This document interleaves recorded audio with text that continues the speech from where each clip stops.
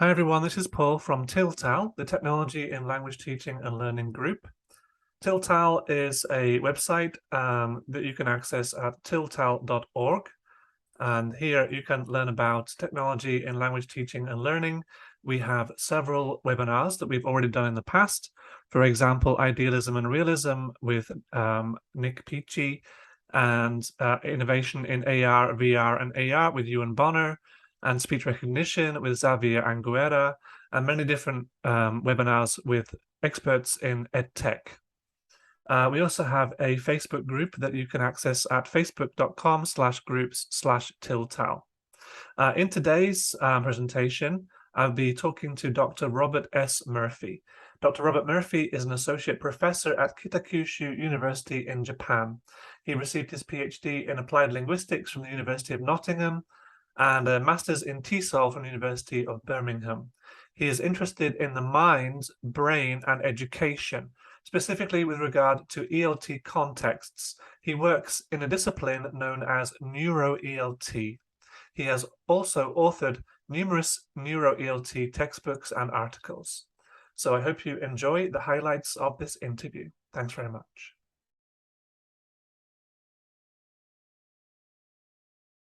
What is NeuroELT? Well, it's the intersection between neuroscience and English language teaching. So that's the bit about being localized. So I can't say that I know everything about education. I can't say I know everything about ELT, but I know, because of my background, a lot more about English teaching than I do about education in general. So that's how I localized it and made more sense for like people that are in JALT and people, you know, teaching English in other countries as well. Now, the problem is neuroscience isn't easily transferable to the classroom. A lot of people will attempt to read like a neuroscience paper and extrapolate something from that and try to use it in the classroom. And that's something that's really hard to do. And what our group within NeuroELT is, we try to help translate, make that transition easier for people.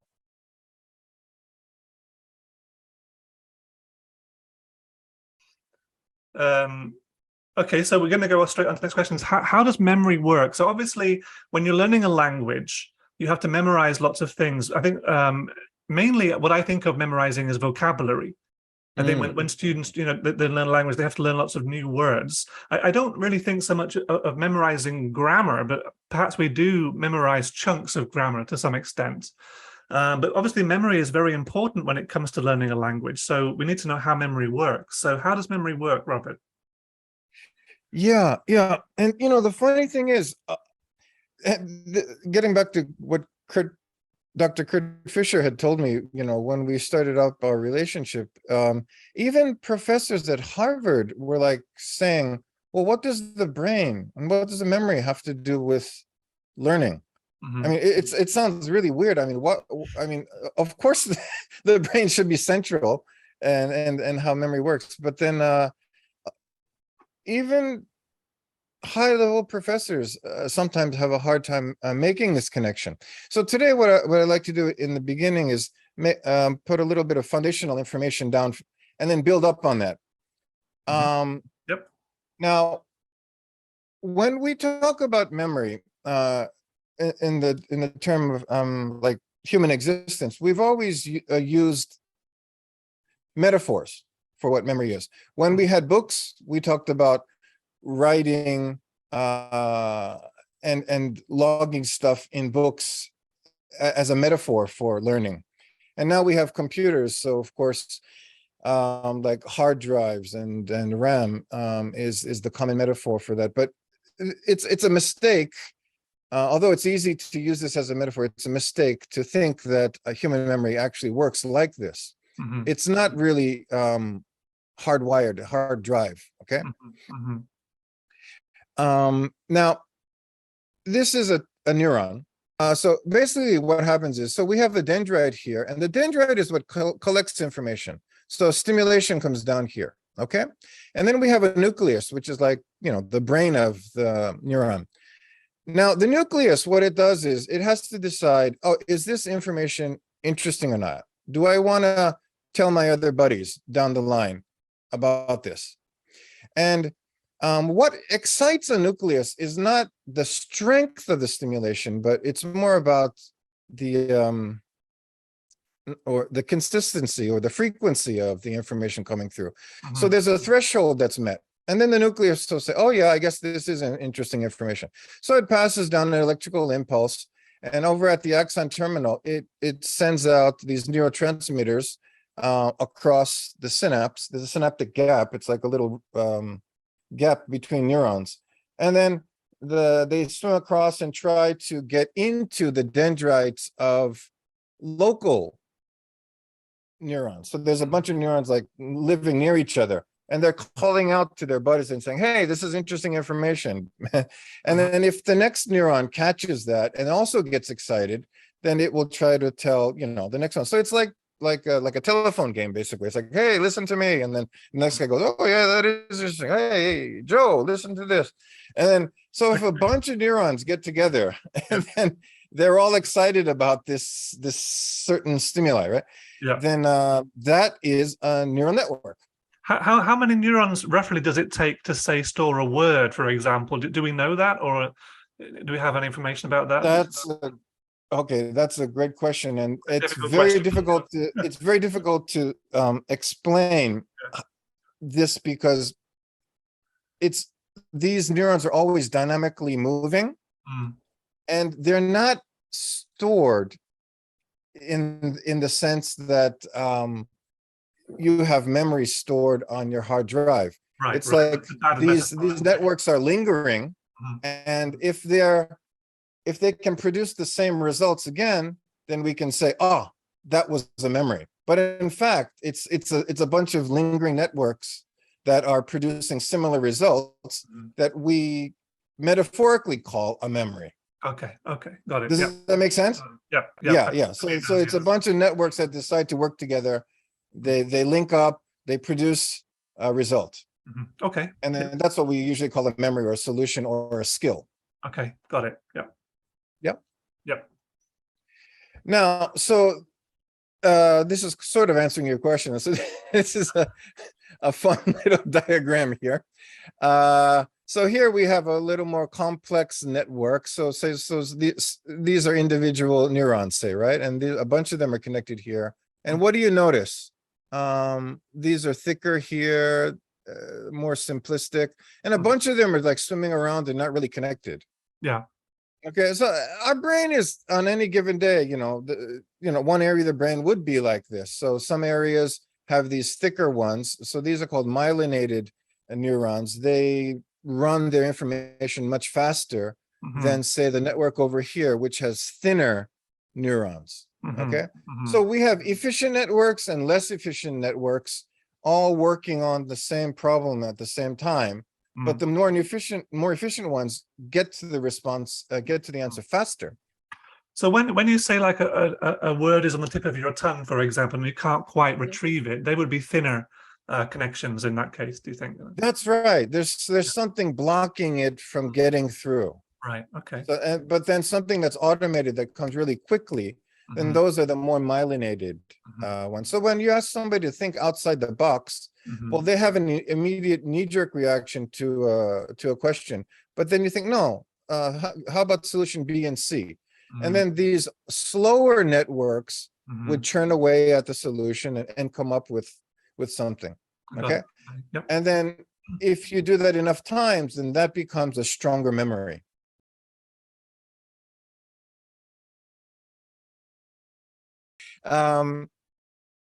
It's often said that actually our brains record everything like a tape recorder. So there's another metaphor that came out, right? That's inaccurate. And then everything is up there. It's just that we don't have the skills to pull them out. But if we think hard enough, or if we use a psychiatrist, then we will be able to pull everything out, because everything is actually stored there. We don't lose anything. Now, that's real BS. Now, I'm not going to go really deep into neuroanatomy here, but So this is the brain, and down here is the brain stem. Okay. Now, and there's a limbic system here, which is part of autonomic functions and stuff about how we get excited about things. Oh, And what I want to talk about.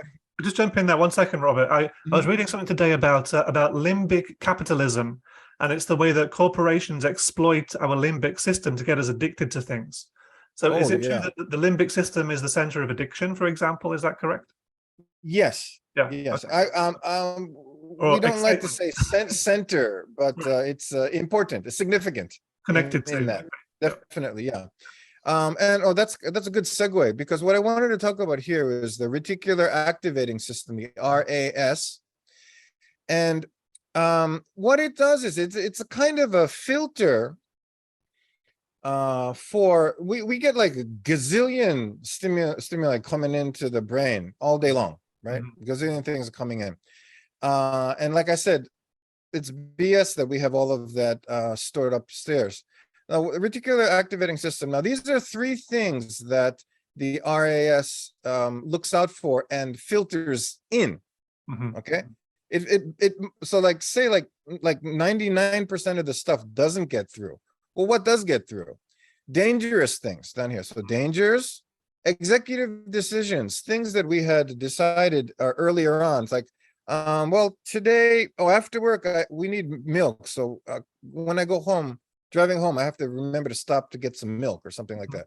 So Mhm. you have these executive decisions that you might see something that's white and it's not, that doesn't even look like milk, but for somehow, because you made the executive decision about milk earlier in the day, Mhm. you notice that white stuff. Oh, Okay. interesting. Interesting. Yeah. Right. Okay. Yeah. And then there's novelty. Mhm. So you're driving home, there's 1,000 buildings you drive by, and there's this one new building that wasn't there before. And you notice that building, but Mhm. the 1,000 other buildings you didn't notice, right?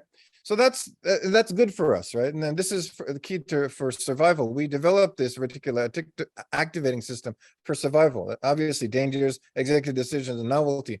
Those are the things we need to help us survive in life, like if we were living in the jungle, especially, right? Mhm. Mhm. And so this very important filter helps us survive, but we also have to, as teachers, we have to understand that it's keeping a lot of that stuff out. Mhm. So when we're trying to teach our students, if the reticular activating system isn't letting that information through, we're just yapping at them Mhm. and the information is not going anywhere.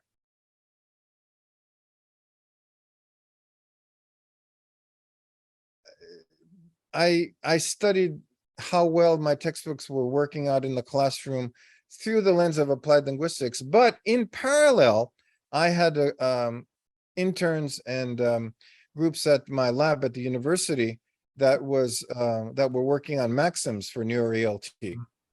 And so we ended up with 50 maxims over here, which is sort of a secret project from my PhD. And then I had my PhD going on. And then seven of the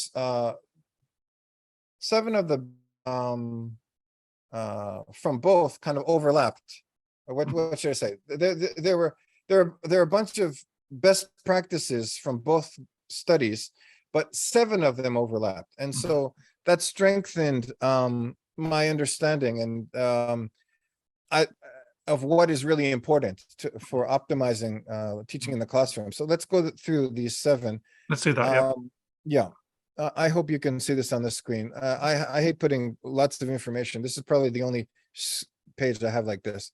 One, choices fuel learner motivation. So you were talking about the Atama ebooks. Mhm. Yes, giving autonomy to students is like the number one. So that's why it's at the top here. A lecture does not give students any autonomy.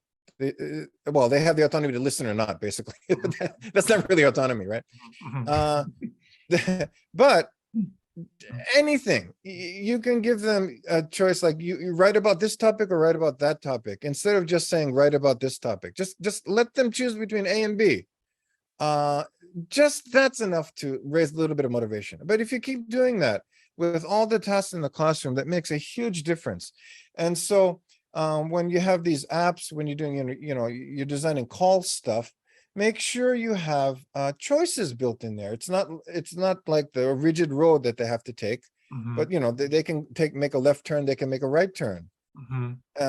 There are no games where there are no choices, right? Obviously, games are made for choices. So yeah, it's a very important one. Okay, I should go through a bit more quickly, huh? Number 2, real-time feedback is at the core of cognitive development. So this is just like games. You can't shoot a missile and then have the result come in next week and expect the guy to enjoy the game. The missile either hits the alien or not, or right, so that's the same way with conversation with people. Like, we're having a dialogue here, we're talking with each other. If I said something and you responded to me a week later, it's like when we used to write letters a long time ago. It takes a very long time to develop cognitively. So real-time feedback is very important. Okay. That should make sense. Number 3, aha moments, like, oh, eureka moments. Oh, so that's what it means. That's what it is. Teachers need to give time and create a moment that it could be artificial. It's fine. The teacher creates a moment where the students go, oh, I understand how it works, rather than the teacher telling them what the answer is. Okay. These aha moments provide confidence, and they're strong enhancement techniques. Okay. Number 4, happy students learn better. Self-explanatory. Okay. Number 5, performance of understanding is essential assessment method. Okay, this one needs explanation. Performance of understanding, this is another term from Harvard. It's very important. Now, we assess students sometimes with multiple choice quizzes, and sometimes with essays. Maybe even we have them record things. Now, at Harvard, what has been studied and been pushed for a long time is assessment works really well if you ask the student to perform their understanding, not their learning. So the thing is, it's differentiating between learning and understanding. Learning is rote memorization and verbatim recall of what you have learned. Okay, so what ABC? Paul, repeat, please. ABC. You did it. You got it. Okay. Now, I don't want to mock teachers, but collectively, a lot of us would say Paul learned that, right? But and you did. Okay. you learned what I said, and you were able to repeat it.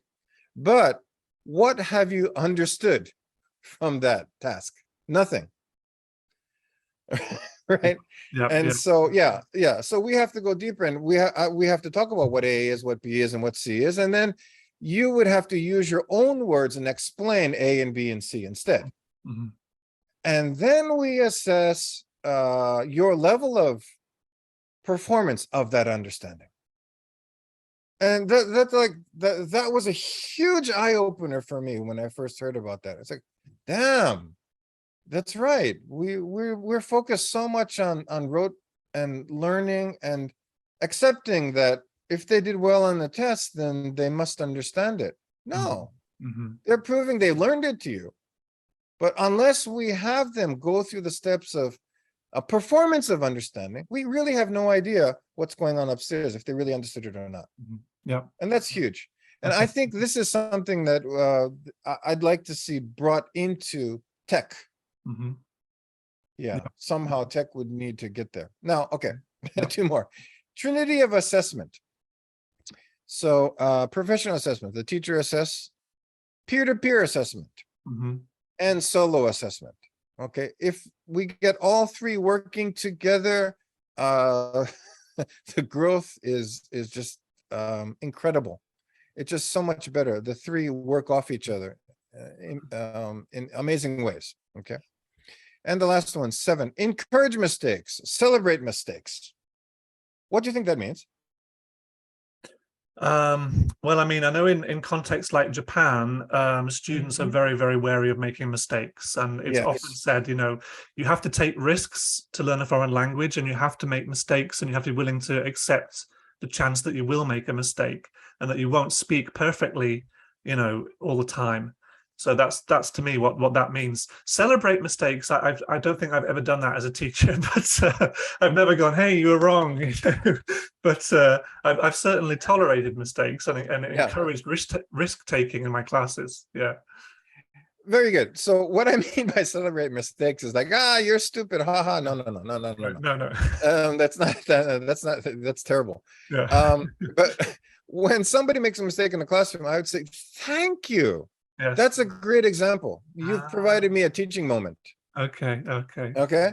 And so that's a common mistake. And then, so thank you for, and I make sure they feel that I'm really, not just like congratulating, I'm thanking them for making that mistake.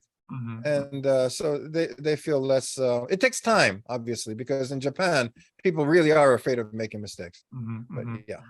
Robert, do you mind if I take a moment and go back down the 7 and just suggest Sure. some ways that these could be implemented with technology in my experience? Okay, so number 2 stood out to me because we have lots of real-time applications now. We're kind of in a real-time surge. Like we have an app called Socrative, which allows you to quiz students and see the results in real time.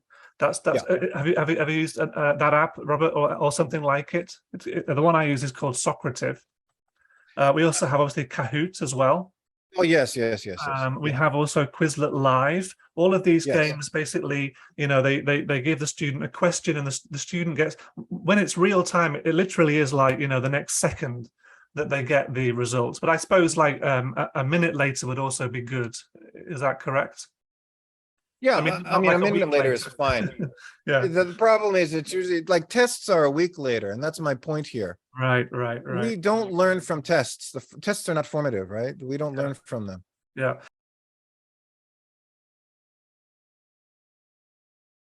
Okay. I'm going to come back to a question that was sent a bit earlier on from Michael. Michael wants to know if there's any difference between handwriting and typing on a keyboard in terms of benefits, drawbacks and benefits, I guess, between those two different modalities of creating written work. Handwriting is, that's a funny pun, hands down, the winner. Is that right? Wow. Yeah. Is it just to push you on that, like a specific researcher or someone who's shown that that's there's a lot out there. I should have written it down. Yes. See, there you go. No, there's a lot there, because it involves so much more of the body, your posture, so many things are going on. Typing is so much easier. You forget what you did. So in my classrooms, I allow students to, like, when they take notes, I ask them to make these flip books, and so they can do their presentations with the notes they've taken, so they can write it out. Or if they have pads, they can use their like Apple pencils to draw on the pad, so the brain is still thinking it's writing. So I let them do that digital part. Yeah, I let them do that digitized version because the brain thinks it's writing. But so typing, not as well. Right. If it's a stylus, then it's the same thing as writing. But if it's actually a keyboard, there are some things lost there. That's right. Now, this is for general public, and now there are people with disabilities, and so typing or dictating would be the only way for them. And then, so of course, I don't want to exclude those people. So we have to make those considerations as well. But as a general rule, writing it down is better. Okay. Yeah. So but writing down in the lecture, like, or in the presentation, we often forget anyway. So, but whatever satisfies the student. I mean, if they're happier writing stuff down, then let them write the stuff down. I don't stop them putting stuff down. Okay.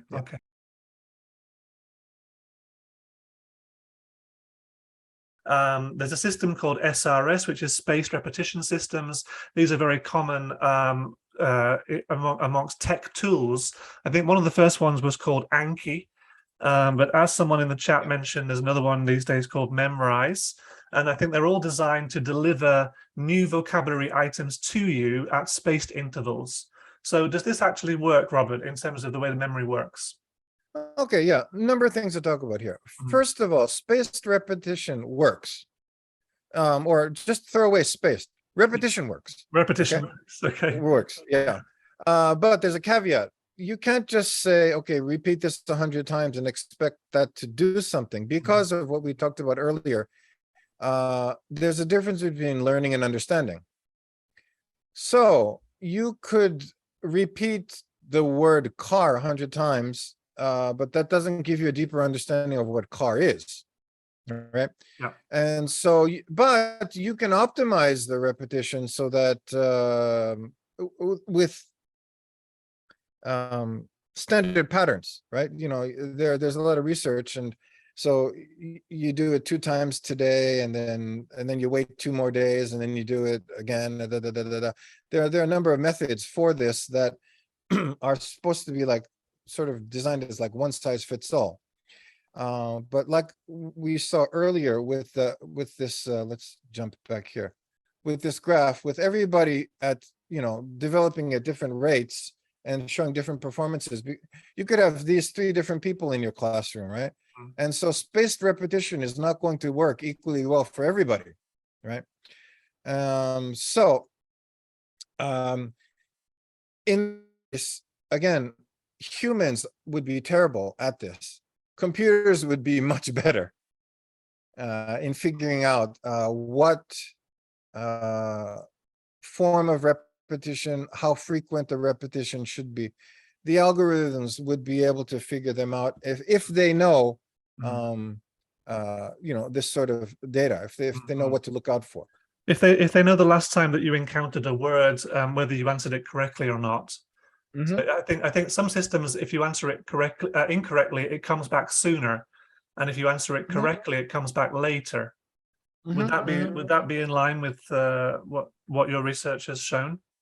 Yeah, so that's a very simplified, like one size fits all version of it, and that's better than nothing. In fact, I like that. That's fine. Yeah, yeah. But what my point is, they can be designed to be much better.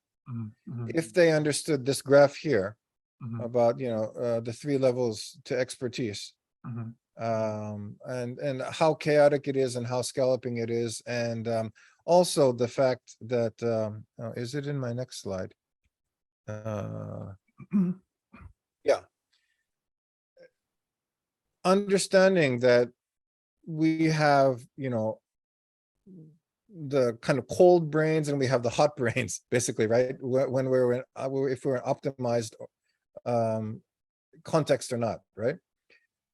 If the apps understand the mechanics of this, and the fact that it takes time to get the person's brain like red like that and ready to go, as if they're playing a very exciting game. If they can work that out, then that app would be just amazingly successful. Should be amazingly successful. I haven't seen one yet, but that's the theory behind it. I mean, for games that have no pedagogical value, probably your brain is getting onto like on the right side here. It's having that pedagogical value built into a game that has aspects of danger, aspects of choice, you know, all of these exciting things, but it also has pedagogical value. There have been some efforts to do this. I mean, the US government spent hundreds of millions of dollars developing a game called Trace Effects, which was a kind of like a 3D game where you run around and do things, and you know. But I think attempts to learn languages in games like Minecraft, for example, are probably more effective than that, because you can create your own drama in Minecraft. Nice. You can create your own games, for example. So yeah, I think Minecraft is a great example. Yeah. So so start off with something like Minecraft and see where you can go, including this kind of theoretical background into it. Okay. Yeah.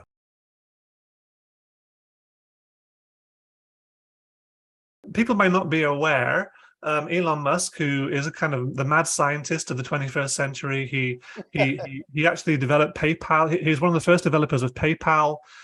He developed Tesla, the electric car company. He's owner of SpaceX, which is the first rocket company to launch and land the same rocket successfully. And now he's branching out into BCIs, which is brain-computer interfaces. So, is it even theoretically possible, Robert, that we could one day just say, oh no, I want to learn Spanish, I want to learn English, and boom, suddenly we can speak Spanish and English through a BCI? Yeah. So download like the Matrix. Yeah. I know Kung Fu, right? Yes. Again, we're skipping the steps here, aren't we? Yes. I mean, you already know the answer, kind of. But Yeah. so again, I'm going to, because it's a heavy topic, I'm just going to show a silly slide. So we have a difficult, more complicated and fast flowing myelinated network here. And we have less complicated. So this is R3, this is R2. So R4, this is the most complex one here, right? Now, this is how I learned algebra, say, okay? And then these are some topics in algebra that are in my brain. Now, if I ask you, or I ask who else, we had Danielle, we had Yukiko, Mark is here too. Hi, Mark. So, if we were capable of looking at everyone's brain and how they learned these basic concepts of algebra, everybody's brain is going to look different here. It's impossible to have an identical set of connections. I mean, it's like it's very, very, very much like you have a garden and you have 2 houses or 3 houses in a row, and you have a bunch of seeds. They're the same seeds, and you plant them in the same way in all 3 gardens, and they get the same amount of sunlight, say, or actually maybe they don't. They're next to each other, and so the context is a little bit different. Now, sort of same things will be growing in the garden, but they'll be in different areas. They're not going to grow the same way. Some are going to be stronger, some are going to be, so every person's brain, even if they learn the same thing almost in the same way, when you get down to it, everybody's speaking a different language in their brain. So there's no predefined map of neuronal connections that could be input into someone's brain with a device, basically, because no, there are basic, there are basic tendencies for how the brain develops, but context and our own experience is what shapes how those turn out. And interestingly, our DNA has switches that turn on and off depending on context. So all these things come together to develop each brain differently. So the theoretical part is, if Elon Musk wanted to be able to have us download Kung Fu, or whatever language it is we're talking about, that computer would first have to understand each individual person, or at least this one person's brain, how this brain works. And then, so say this is an understanding of, so let's talk about language then.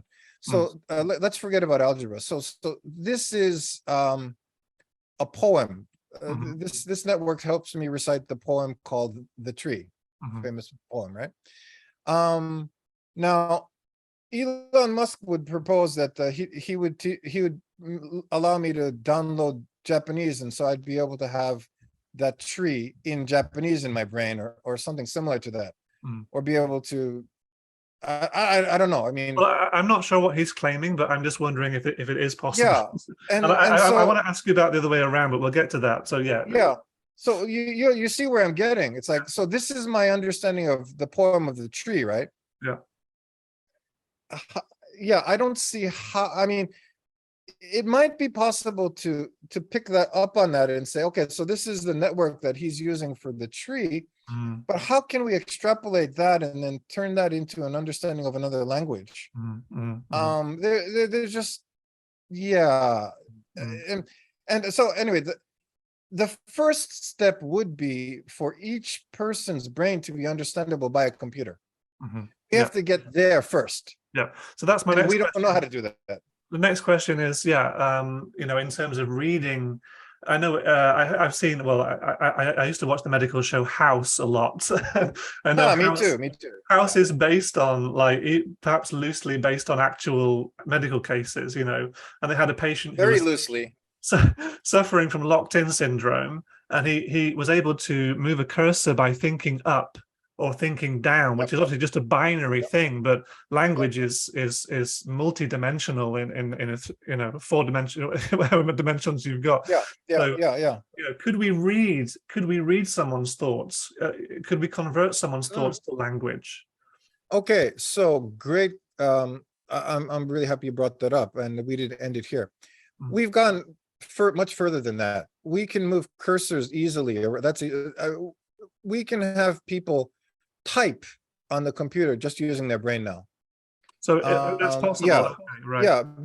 That was because that's with feedback though. Mm. So the person and the computer learn each other enough so that like this means red, and this means dog, and then it goes back and forth, back and forth, back and forth, and so the brain gets used to the computer gets used to the brain, and there's this dynamic cycle going on that helps people be able to type you know, in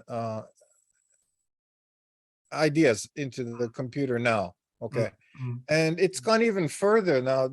They're saying that bits of even dreams can be kind of reconstructed as graphic representations, and that can be done again with proper feedback. But being able to do that is still very, very, very far from, like I said, being able to pick up on this network and then and drop another one in there instead and learn kung fu. That's just tremendously far apart. Yeah. Yeah. I mean, he's experimenting on pigs right now, and I think he had a pig with a brain implant, and it was like, what are you going to do? Like, you're going to make a pig walk around or something? And you know, it was all a bit kind of hyped, you know. Yeah. We can remote control animals now. You were saying that, yeah, we can control cockroaches or something. You said, is that right? Yeah. We have bugs that we can put little microphones on, and so they're probably drones and you know, spy animals, all kinds of animals that have cameras in them that can be remote controlled. Okay. That's not difficult at all. So I mean, controlling the animal isn't the hard part. It's just getting people. So the other part of the question then is, again, this is the reality. So how can you input something into the brain that would eventually become hot?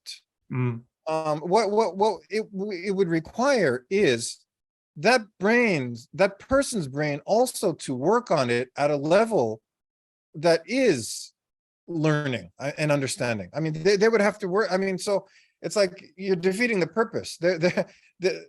Okay, they get some input, but then they have to work at it and work at it and work at it. And so they might as well just learn it normally. Is what it sounds like right now.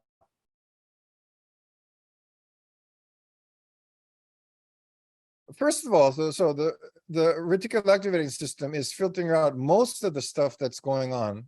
Okay, and it chooses just a limited amount to go in, and then the majority of our brain is turning away very quickly at stuff and producing all kinds of results. And then many steps later, the prefrontal cortex comes in and creates a dialogue of oh, and I did this because of this, and I said this because of that. I mean, but it wasn't really in control. But we are constantly piecing together bits of what we have done in our life and making sense of it as some sort of internal dialogue, and that's what our prefrontal cortex is doing at a very slow pace. And where would the free will be? It's definitely, it couldn't be in the prefrontal cortex because things have already happened. Mm, and the prefrontal cortex is only catching up and just making up its own, narrative mm, after the fact, mm, right? It's like a reporter, right? On the events, and it doesn't really understand why the brain did what it did. mm. So this is an important thing to consider when we're talking about what free will is. Having said all this, does it sound like we have free will? No, no, no. And for me, well, I've read in the past a study that was done that said when participants were asked to raise their arm, the part of the brain that controls the raising of the arm was active before they reported that they'd made the decision. So that's where my thinking of free will comes from, is that raise your arm, and then when did you decide to raise your, or which arm did you decide to raise? Like either raise your left arm or your right arm, and they raise their right arm, and then when they make that decision, they have to say, oh, I'm going to raise my right arm. But the muscles that control that arm and the neurons that control those muscles were active before they reported the decision, which I That's think is right. in line with what you just said. Yeah. We create the narrative later. I mean, not we. We have multiple we's. The Yeah. prefrontal cortex creates the narrative later, and this is the part that we're conscious of, though, Mhm. right? We don't really have a smooth dialogue even between the prefrontal cortex and the rest of the brain. The Mhm. prefrontal cortex is just guessing at what we're doing, and that's how we learn to manage. Mhm. It's like, yeah. It's like a company, and then the president is up here sitting up in the front, sort of knowing what's going on, and then talking in front of the cameras about what our company is doing, but Mhm. he's not really doing the work. He or she is not really doing the work. It's just, the company back here is actually, taking care of the daily business, right? So we have to do our best to create optimal learning context for students, knowing that they don't really have a choice and that they'll just respond to the context, or they won't respond, but they won't necessarily have a choice. Is that correct? Yeah, so what we're reacting to is everything that all our past experiences that happen to be lingering. So this is an important point. The networks that happen to be lingering are the ones that are accessible, the ones that are being able to use at the time, right? And so when a question comes out, the teacher asks a question, then the student is only able to access this much. Mhm. And it's our job I mean, if that's part of the goal, to create a context where they get more of their neurons fired up, and they have more information at their fingertips, metaphorically speaking, at their fingertips, to come up with a higher quality response. Mhm. Okay. That's the answer. Mhm. Okay. We need to create a context that allows them to have more neurons fired up and able to produce a higher quality response. Mhm. Mhm. Yeah. In ELT, there's something called activating the schemata, Mhm. where you would show them pictures of the thing that you're going to talk about first, or you would ask them about it in a kind of indirect way before getting to the actual direct question. Yeah. Is activating the schemata part of this kind of thing? I'm trying to get them to have a deep. Sure. It's very much in the same vein of thinking. It's a warm-up. Warm up, yes. Warm Yeah. up, right? But what optimal, getting somebody in an optimal level is much more difficult than just having a simplistic warm up. It's creating, it's a professionally designed context to put the students in. It has to be designed for them, custom designed for them, to put them in a context that pushes them as far as they can go Okay. with what they have. Yeah. So it's not an easy task. Okay.